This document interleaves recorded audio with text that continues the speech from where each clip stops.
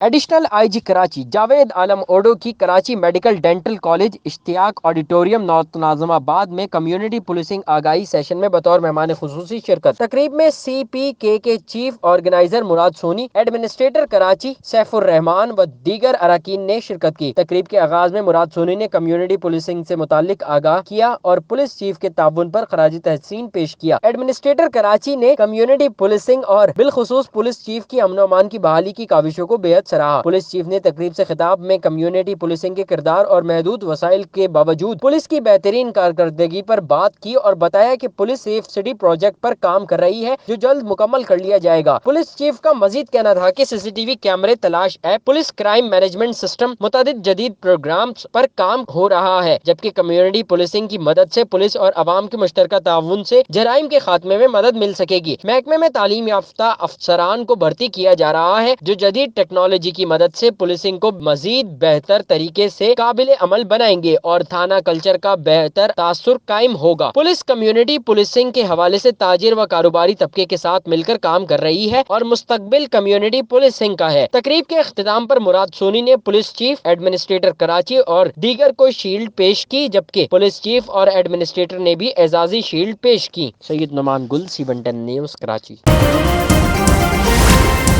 C110 news, خبر کی اصل خبر۔